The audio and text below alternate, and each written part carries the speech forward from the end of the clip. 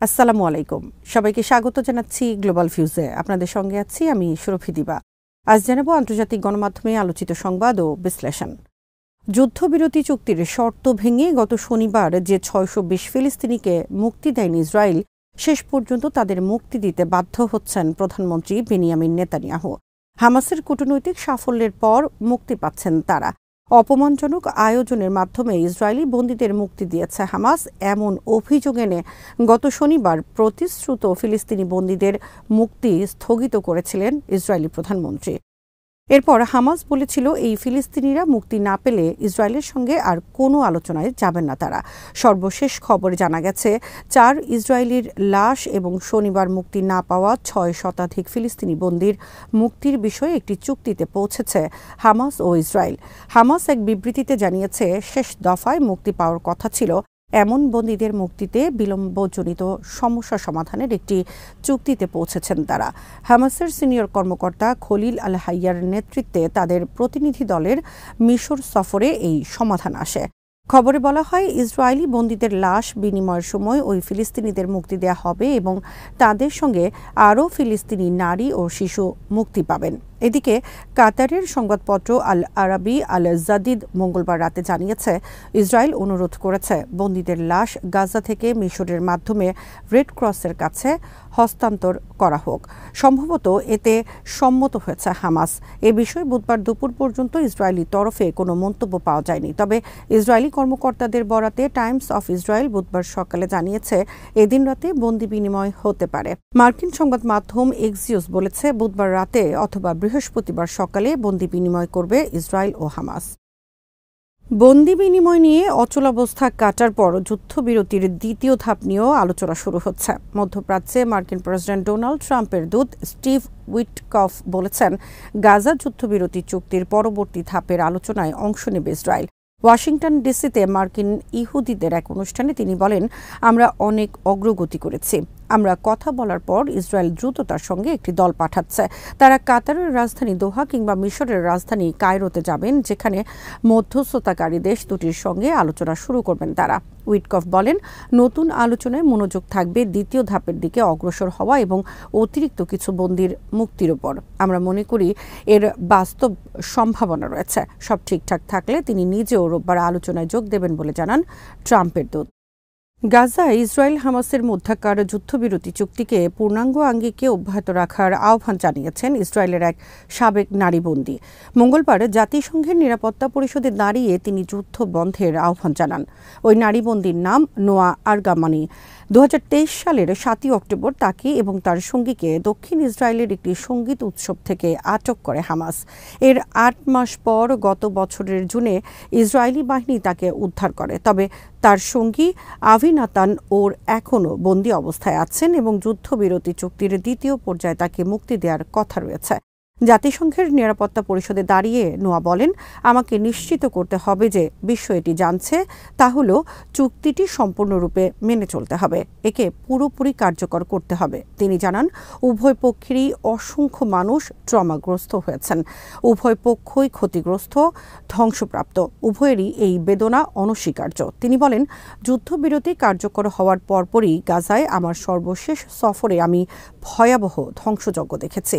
এত ক্ষতি, এত ট্রমার অনুভূতি আমাকে হতাশায় ডুবিয়েছে।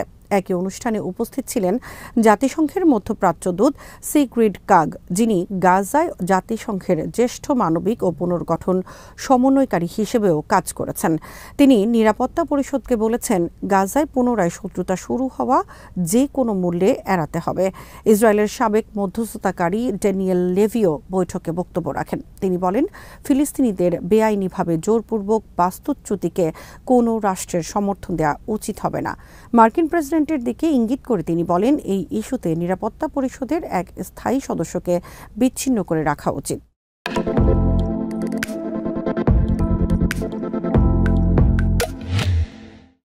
মার্কিন দৈনিক নিউ ইয়র্ক টাইমস হামাস নেতা মুসা আবু মারজুকের একটি বক্তব্য ভুলভাবে উপস্থাপন করেছে বলে জানিয়েছে হামাস। সংগঠনটি বলেছে মারজুকের বক্তব্য ভুলভাবে উপস্থাপন করা হয়েছে এবং তার মূল বক্তব্য বাদ দিয়ে দেওয়া হয়েছে। নিউ ইয়র্ক টাইমস সোমবার আবু মারজুকের সাক্ষাৎকার ভিত্তিক এক নিবন্ধে একথা লিখে যে মারজুক বলেছেন ৭ই অক্টোবরের আল আকসা ফ্লাড অভিযানের প্রতিক্রিয়ায় গাজায় ইসরায়েলের সম্ভাব্য ধ্বংসযজ্ঞের কথা জানা থাকলে তিনি ওই অভিযানে সম্মতি দিতেন না। নিউ ইয়র্ক টাইমসের বরাত দিয়ে মঙ্গলবার সারা বিশ্বের গণমাধ্যমে মুসা আবু মারজুকের এই বক্তব্য ফলাও করে প্রচারিত হয়। এর প্রতিক্রিয়ায় হামাস মঙ্গলবার এক বিবৃতিতে বলেছে, নিউ ইয়র্ক টাইমসের প্রকাশিত সাক্ষাৎকারে আবু মারজুকের সঠিক বক্তব্য তুলে ধরা হয়নি এবং তিনি যা বলতে চেয়েছেন তা ফুটিয়ে তোলা হয়নি। বিবৃতিতে বলা হয়, আবু মারজুক কথা নিশ্চিত করেছেন ইসরায়েলের দখলদারিত্ব, অবরোধ ও অবৈধ বসতি নির্মাণের প্রতিবাদে ২০২৩ সালের ৭ই অক্টোবরের আল আকসা ফ্লাড অভিযান চালানো হয়। আবু মারজুক সাক্ষাৎকারে আরও বলেন, এরপর ইহুদিবাদী ইসরায়েল সরকার গাজা উপত্যকায় ভয়ঙ্কর যুদ্ধাপরাধ ও মানবতা বিরোধী অপরাধ করেছে। বিবৃতিতে বলা হয়, আবু মারজুক নিউ ইয়র্ক টাইমসকে বলেছেন, সশস্ত্র প্রতিরোধের মাধ্যমে ইসরায়েলের কাছ থেকে মাতৃভূমি মুক্ত করার অবস্থান থেকে হামাস সরে যাবে না। যতদিন দখলদার ইসরায়েল আমাদের ভূমিতে অবৈধ দখলদারিত্ব বজায় রাখবে, ততদিন আমাদের হাতে অস্ত্র থাকবে। মিশরের president Abdel Fattah al CC মঙ্গলবার সিরিয়ার ভূখণ্ডে ইসরায়েলি দখলদারিত্ব বন্ধের আহ্বান জানিয়েছেন এবং গাজা থেকে ফিলিস্তিনিদের বাস্তুচ্যুত করার পরিকল্পনা আবার প্রত্যাখ্যান করেছেন। কায়রোতে ইরাকের ন্যাশনাল উইজডম মুভমেন্টের নেতা আম্মার আল হাকিমের সঙ্গে বৈঠকের সময় সিসি সিরিয়ার ঐক্য, আঞ্চলিক অখণ্ডতা এবং সার্বভৌমত্ব রক্ষার উপর জোর দেন।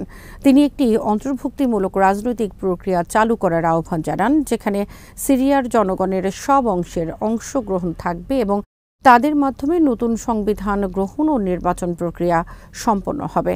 সিরিয়ার অধিকৃত গোলান মালভূমিতে ইসরায়েলি বাহিনী অনির্দিষ্টকালের জন্য থাকবে বলে ইসরায়েলি প্রধানমন্ত্রী ঘোষণা দেওয়ার পর মিশরের প্রেসিডেন্ট এই মন্তব্য করলেন। নেতানিয়াহুর এই মন্তব্যে বেশ কয়েকটি আরব দেশ নিন্দা জানিয়েছে। ফিলিস্তিনি জনগণকে বাস্তুচ্যুত না করেই বন্দি বিনিময়, মানবিক সহায়তা ও গাজা পুনর্গঠন কাজ সুসম্পন্ন করার উপর জোর দেন আল সিসি। ফিলিস্তিনিদের বাস্তুচ্যুত করার যে কোনো পরিকল্পনা আবার দৃঢ়ভাবে প্রত্যাখ্যান করে তিনি বলেন, এতে আঞ্চলিক দেশগুলোর নিরাপত্তায় মারাত্মক হুমকি তৈরি হবে।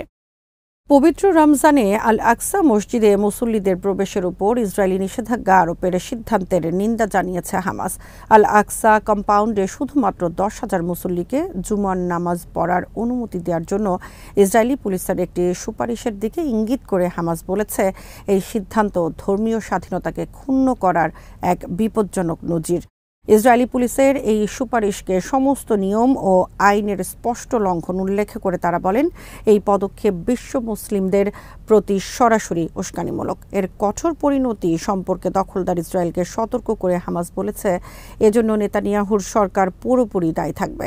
ইসলামী সহযোগিতা সংস্থা এবং আন্তর্জাতিক সম্প্রদায়ের প্রতি হামাসের আহ্বান, মুসল্লিরা যেন আল আকসায় স্বাধীনভাবে ধর্মীয় রীতিনীতি পালন করতে পারেন, তারা যেন এ বিষয়ে শক্ত পদক্ষেপ নেন। ইউক্রেনের রাশিয়ার সামরিক অভিযানের নিন্দা জানিয়ে জাতিসংঘ সাধারণ পরিষদের অধিবেশনে একটি প্রস্তাব পাশ হয়েছে। এতে সমর্থন রয়েছে ইউরোপীয় ইউনিয়ন ও ইউক্রেনের। প্রস্তাবে ইউক্রেন থেকে তাৎক্ষণিকভাবে রাশিয়ার সেনা প্রত্যাহারের দাবি তোলা হয়েছে। এছাড়া দ্রুত শত্রুতা বন্ধ করে যুদ্ধের একটি শান্তিপূর্ণ সমাধানের আহ্বান জানানো হয়েছে এই প্রস্তাবে। প্রস্তাবের পক্ষে ৯৩টি ভোট পড়ে আর বিরুদ্ধে ভোট দেয় ১৮টি দেশ। এর মধ্যে রাশিয়া ও যুক্তরাষ্ট্র উল্লেখযোগ্য। চীন উপসাগরীয় সহযোগিতা পরিষদ বা জিসিসি-ভুক্ত দেশগুলো সহ ৬৫টি দেশ ভোট দেয়া থেকে বিরত থাকে। লেবানন অবশ্য প্রস্তাবের পক্ষে ভোট দিয়েছে। প্রস্তাবে ইউক্রেনের সার্বভৌমত্বের বিষয়ে প্রতিশ্রুতি পুনর্ব্যক্ত করা হয়। বলা হয়, হুমকি বা শক্তি প্রয়োগের মাধ্যমে কোনো প্রকার আঞ্চলিক অধিগ্রহণ বৈধ বলে গণ্য হবে না। প্রস্তাবটি তোলার আগেই এর বিপক্ষে ভোট দিতে বিভিন্ন দেশের উপর চাপ সৃষ্টি করেছিল যুক্তরাষ্ট্র। তারপরও হেরে গেছে ওয়াশিংটন। জাতিসংঘে এই প্রস্তাব পাশ হওয়ার মধ্য দিয়ে ইউরোপ ও যুক্তরাষ্ট্রের মধ্যে বিভক্তির রেখা ফুটে উঠল। প্রস্তাবের পক্ষে ইউরোপীয় দেশগুলো অবস্থান নিলেও বিরোধিতা করেছে যুক্তরাষ্ট্র। ইরানের প্রেসিডেন্ট মাসুদ পেজেশকিয়ান রাশিয়ার সঙ্গে তার দেশের স্বাক্ষরিত চুক্তিগুলোর দ্রুত বাস্তবায়ন এবং আঞ্চলিক বিষয়াদিতে গঠনমূলক সহযোগিতার মাধ্যমে দ্বিপক্ষীয় সম্পর্ককে নতুন উচ্চতায় নিয়ে যাওয়ার প্রতিশ্রুতি ব্যক্ত করেছেন। মঙ্গলবার তেহরান সফররত রুশ পররাষ্ট্রমন্ত্রী সের্গেই ল্যাভরভের সঙ্গে এক বৈঠকে তিনি এই প্রতিশ্রুতি ব্যক্ত করেন। দ্বিপক্ষীয় সম্পর্ককে ক্রমবর্ধমান হিসেবে বর্ণনা করে তিনি দুই দেশের মধ্যে স্বাক্ষরিত চুক্তিগুলো, বিশেষ করে ব্যাপক ভিত্তিক কৌশলগত চুক্তি বাস্তবায়নের কাজ ত্বরান্বিত করার আহ্বান জানান। পেজেশকিয়ান বলেন, দ্বিপক্ষীয় সহযোগিতার পরিধি বাড়ানোর উল্লেখযোগ্য সামর্থ্য ইরান ও রাশিয়ার রয়েছে এবং আমরা তেহরান ও মস্কোর মধ্যে সহযোগিতা শক্তিশালী করতে বদ্ধপরিকর। সাক্ষাতে রুশ পররাষ্ট্রমন্ত্রীও ইরানের সঙ্গে সহযোগিতা শক্তিশালী করার এবং বিদ্যমান চুক্তিগুলোর বাস্তবায়ন ত্বরান্বিত করার উপর জোর দেন। তিনি বলেন, বিশেষ করে ব্যাপক ভিত্তিক কৌশলগত চুক্তি বাস্তবায়নকে মস্কো অগ্রাধিকার দিয়েছে। এর আগে তুরস্ক সফরে সের্গেই ল্যাভরভ বলেন, তার দেশ ইউক্রেন যুদ্ধ বন্ধ করার যে কোনো আলোচনায় বসতে প্রস্তুত, তবে শান্তি প্রতিষ্ঠার যে কোনো বন্দোবস্তে মস্কোর স্বার্থ রক্ষা করতে হবে। ইউক্রেন যুদ্ধ শুরুর তৃতীয় বার্ষিকীতে তুরস্ক সফরে গিয়ে ল্যাভরভ এক বক্তব্যে ইউক্রেন যুদ্ধের ব্যাপারে মস্কোর অবস্থান স্পষ্ট করেন। তিনি বলেন, রাশিয়া যুক্তরাষ্ট্রের সঙ্গে শান্তি প্রতিষ্ঠার ব্যাপারে আলোচনা করছে, অথচ ইউরোপীয় দেশগুলো যুদ্ধ দীর্ঘায়িত করার চেষ্টা করছে। তুর্কি পররাষ্ট্রমন্ত্রী হাকান ফিদানের সঙ্গে এক যৌথ সংবাদ সম্মেলনে তিনি বলেন, শান্তি প্রতিষ্ঠার লক্ষ্যে সদিচ্ছার মনোভাব নিয়ে যিনি এগিয়ে আসবেন তার সঙ্গে আলোচনায় বসতে মস্কোর অসুবিধা নেই, এমনকি যদি সেই পক্ষ ইউক্রেন বা ইউরোপ হয়।